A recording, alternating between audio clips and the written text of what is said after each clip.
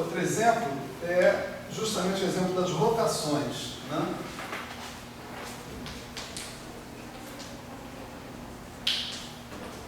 Então aqui o ΔXi, vamos trabalhar um pouquinho esse ΔXi, né?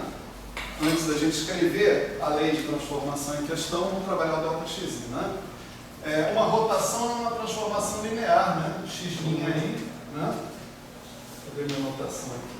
RJ, XJ, né? Uma rotação é uma transformação linear sujeita a um vínculo, né? Em questão. O vínculo é que você preserve uma forma quadrática que é x1 ao quadrado mais x2 ao quadrado mais x3 ao quadrado igual x1' ao quadrado mais x2' ao quadrado mais x3' ao quadrado, né? Isso é uma rotação, essencialmente. Se você pega e admite a possibilidade de fazer isso infinitesimalmente próximo à identidade, essa é uma rotação própria, né? Se você admite reflexões também, você tem uma rotação imprópria, né? Mas eu vou falar só das rotações próprias, porque a gente está interessado em transformações infinitesimais, tá certo? Então, essa matriz, quando você pede que essa forma quadrática seja preservada, a condição que você obtém é que essa matriz seja uma matriz ortogonal. Quer dizer, uma rotação tem que ser representada por uma matriz ortogonal. Isso é a definição da matriz ortogonal. Ela fez a transposta da identidade, né? E se você olhar essa lei assim, x' é igual a rx, né? Então, esse negócio aqui é a mesma coisa que você escrever x' transposto x', isso vai ser x transposto r transposto x, né? E para que isso aqui seja x transposto x, é preciso que esse cara aqui seja 1. Né?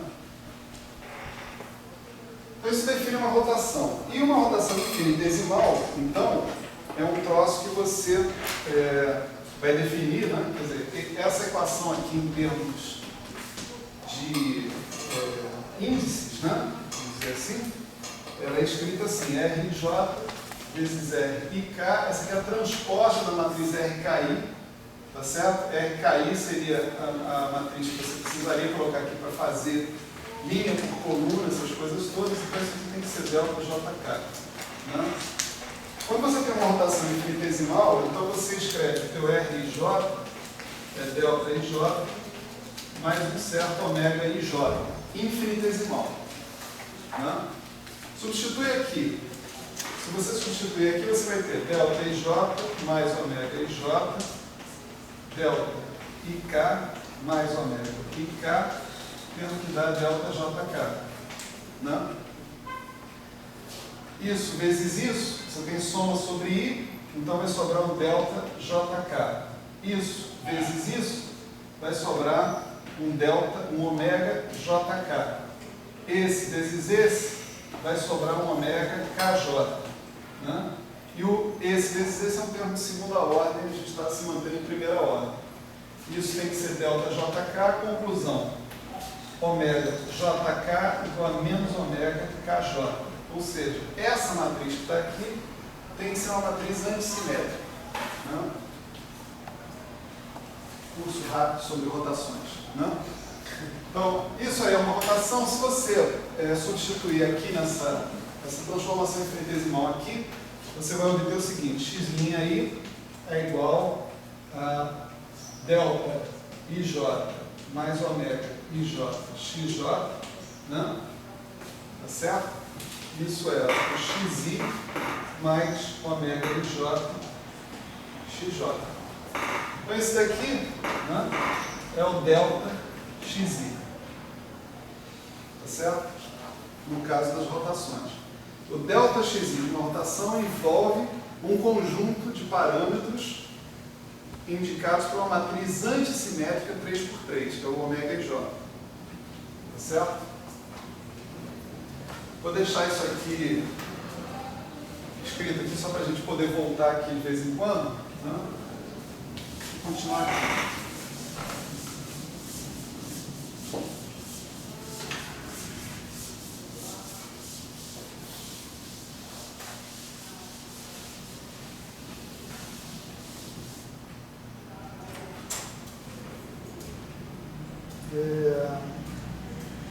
Então tá. Essa é a transformação, né? Mas eu tenho que propor uma ação que seja simétrica para esse tipo de transformação. A gente conhece muito bem que tipo de ação que a gente pode propor, né? Conhece xi, né? Ação simétrica por rotações. O S de xi vai ser integral de t barra, né? De 1 meio de n x ponto i menos 1v de r, onde esse r é xi raiz quadrada disso, né? Quer dizer, um potencial central, né? Tipicamente, né? A gente tem uma coisa desse tipo. Essa grandeza que está aqui é o que a gente definiu uma rotação. A gente definiu uma rotação para que isso aqui fosse invariante por rotações, né? xi. X ponto i vai ser invariante por rotações também. É só você botar um ponto aqui, né? Nessa equação. Você vê que x ponto i se transforma exatamente do mesmo jeito que xi. Então, se xi é invariante, x ponto i também é. Né? Então vamos calcular a quantidade que a gente sempre tem que calcular. Essa aqui, ó, ds dxi. Né? Eu vou mudar isso aqui. ds dxk de t. Eu mudo porque eu já estou usando xi ali. Né? Isso vai dar integral dt barra de n x ponto I de t barra, né? Delta k d de t barra, da delta de Dirac de t barra menos t. Essa é a derivada funcional do primeiro termo, né? Menos, né, a derivada funcional desse termo que vai dar dv dr de t, né? dr de t, t barra d xk de t barra, né? Dxk de t. Agora sim, isso aqui é a derivada funcional. Não, derivada normal, t barra. E aqui você tem finalmente a derivada funcional de xk de t barra em relação a xi de t, que vai dar novamente delta ki, delta de t barra menos t. Aí você integra mais uma vez essa delta que está aqui, você vai ter o seguinte, vai dar menos d dt de n x ponto k de t menos 1 sobre r dv dr xk de t. Aí você deriva dr dxk de t, né? O r é isso aqui, vai dar 1 sobre r, derivada do argumento, que dá o próprio xk de t. 2 vezes xk de t, que cancela com 1 meio, que vem da raiz quadrada. Né? Mas é regra de Chain. Né? Isso aí não está com cara de uma derivada temporal, né? Tá certo? Total. Né? Ele não está com essa cara por causa desse segundo termo aqui, em princípio. Né? O primeiro termo faz lá o serviço dele, mas o segundo está deixando a desejar. Vamos adicionar o delta xi nessa história, porque quem vai ser a derivada total é o delta xi vezes esse cara. Tá certo? Então vamos lá. Então vamos colocar aqui delta xk ds dxk de t, né? Isso vai ser, como a gente acabou de trabalhar ali, ômega kj, né? Menos xj ddt de n x ponto k menos xj xk 1 sobre r dVdr. Certo? É só substituir o ΔXK, né, por ômega kj xj. É só isso. Né? Bom, aí esse cara que está aí, dá para trabalhar um pouquinho. Não é tanto sacrifício assim. Né? Ele vai funcionar da seguinte maneira.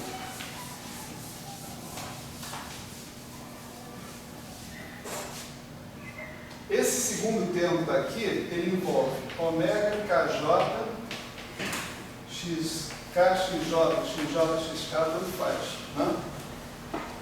Isso que está aqui é antissimétrico, isso aqui é simétrico. Então, aqui, por exemplo, se você começar a expandir esse somatório, você vai ter um termo assim, ômega 1, 2, x1, x2. Aí continua, ômega 1, 3, ômega 2, 3, etc. E tal. Mas uma hora você vai ter um termo assim, ômega 2, 1, x2, x1. Né? Ômega 1, 2 é menos ômega 2, 1. De modo que esse termo aqui cancela com esse. Todos os outros termos vão cancelar um com o outro. Né? O resultado disso aqui é zero. Né? Então esse segundo termo aqui não preocupa. Tá certo? Ele se anula por causa da contração de um cara antissimétrico nos índices superiores com um outro simétrico. Né? E esse daqui? Né? Esse daqui pode ser escrito como, né, xj ddt gmx.k. Ele pode ser escrito, né, como ddt de m xj x.k menos m x.j x.k. Não, você calcular ddt disso, vai dar ddt de xj, x.j, x.k, que você está subtraindo, mais mxj ddt de x.k, que é o que você tinha do outro lado. Né? Agora, fecha isso tudo aqui com ômega jk.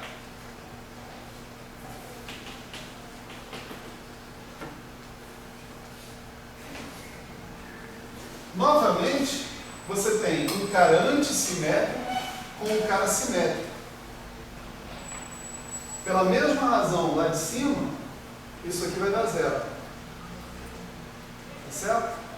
Então, o resultado disso tudo aqui, olha, ômega kj vezes esse cara que está aqui, isso vai dar ômega jk, ou kj, né, como a gente colocou lá inicialmente, vezes menos ddt de m xj x.k. Agora sim, o cara é uma derivada total de aumento. Tá certo? Quem?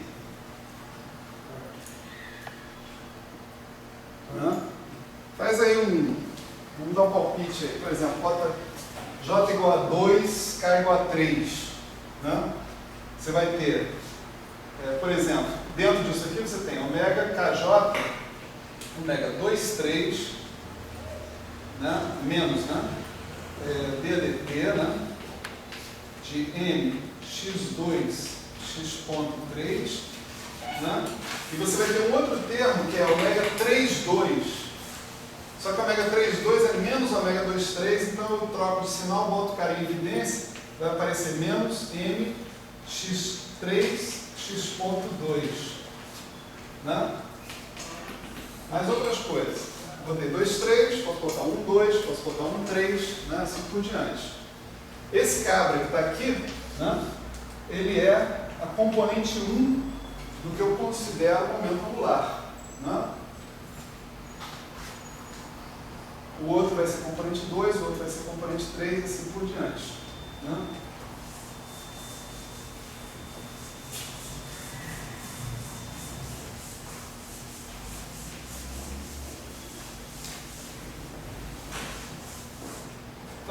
escrito aqui, né? Ômega KJ, né? Vai se particularizar assim, né? X invertd. Eu tenho ômega KJ, um sinal de menos aqui na frente, ddt, dessas quantidades que estão aqui, que é xm, vamos lá, xj, m, x.k. Né? Isso daqui não é nem simétrico nem antissimétrico. Né? Então eu posso decompor esse cara num pedaço que é simétrico mais um pedaço que é antissimétrico. O pedaço que é simétrico vai embora, o pedaço que é antissimétrico é o único que sobra. Como é que eu decomponho esse cara aqui? Eu faço assim, né? xj x.k mais xk x.j sobre 2 mais 1 meio de xj x.k menos xk x.j. Eu simplesmente somei e subtraí esse cara aqui, xk x.j. Isso forma um cara simétrico, isso forma um cara antissimétrico. Como a gente já viu que a contração do ômega e j com alguém simétrico dá zero, com esse cara vai dar zero, só vai sobrar a contração com esse cara aqui. Então eu vou ter um meio aqui, né, de m xj x.k menos xk x.j. E aqui vem xa. Do outro lado, quem vai ser o delta xi, né? Aí você vai ter também o delta xi a e j, tá certo? É tanto os a's quanto são os parâmetros, né? Então você vai ter o seguinte, x, d, i, td, ômega, kj, xj, ai, né? Aí. Novamente, isso aqui não é nem simétrico nem antissimétrico, você pode botar um meio aqui, transformar ele num cara antissimétrico. Peraí. Delta xi, delta xk, então aqui tem que ser a k. xk, aj. Né?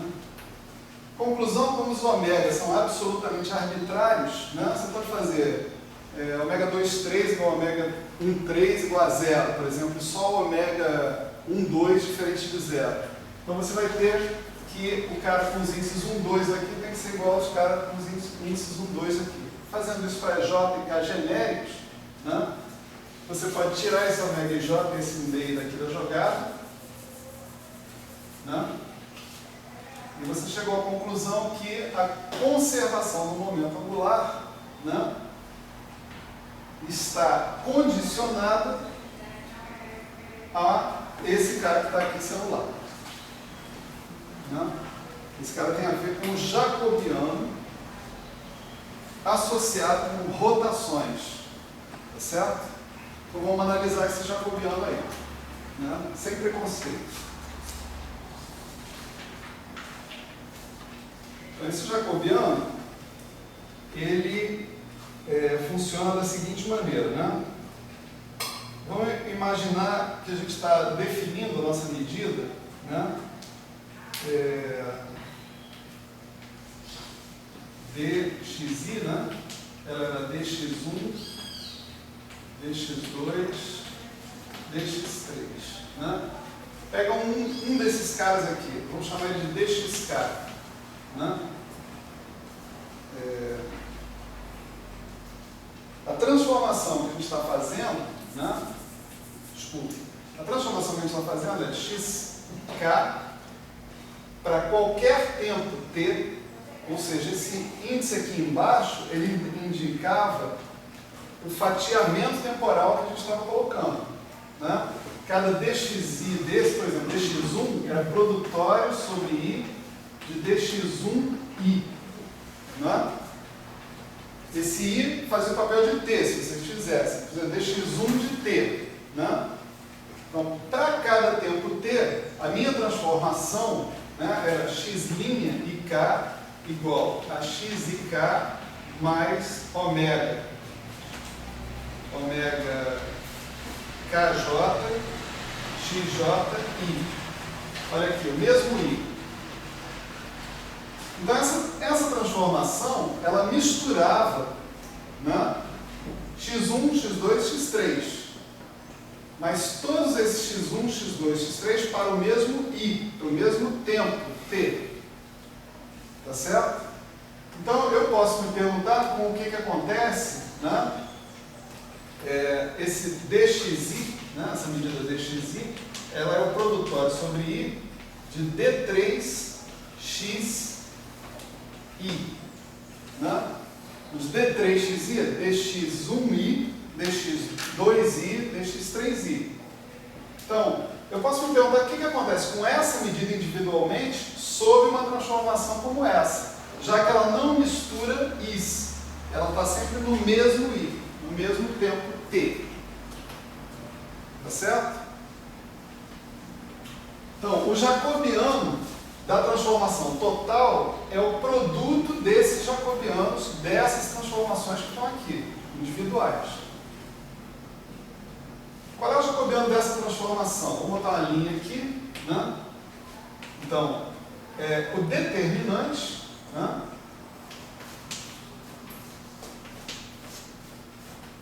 dessa matriz aqui, né? Isso aqui é delta kj mais ômega kj xj, né?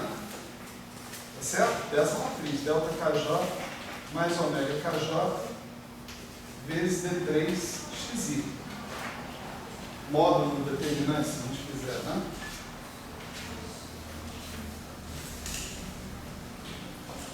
Maravilha. Quanto é esse determinante, então? Né? Em princípio é fácil. Né? Dá até para calcular, tem um argumento direto, né, para a gente calcular esse determinante. Diz assim, a transformação ortogonal ela tem que satisfazer isso. Se eu calcular o determinante disso, dá o determinante de R transposto vezes o determinante de R, e isso aqui tem que dar um número único que é o determinante de 1. Portanto, como o determinante de R transposto é igual ao determinante de R, o determinante de R tem que ser ao quadrado, tem que ser igual a 1, portanto o determinante de R só pode ser mais ou menos 1. Para uma transformação, uma rotação infinitesimal, ela é infinitesimalmente próxima da identidade. Como o determinante é uma aplicação contínua, ele não pode mudar infinitesimalmente. Então ele tem que ser mais 1. Isso aqui é uma rotação infinitesimal, então ela tem que ter determinante mais 1 também. Né? Acabou. Esse é um bom argumento, né, para isso daqui. Mas se vocês quiserem, vocês podem montar a matriz mesmo. Vai ficar 1, 1, 1 aqui. Aqui vai ficar ômega 1, 2, ômega 1, 3, ômega 2, 3, e aqui menos o que tem aqui em cima. Calculo o determinante disso, que não é nada demais. Vocês vão ver que isso daqui dá 1 mais algo da ordem ômega ao quadrado. Como você está mantendo coisa só até a ordem ômega, é isso que vai contar para calcular a anomalia, né? Então, a anomalia é zero. Certo? Cada A desses é zero.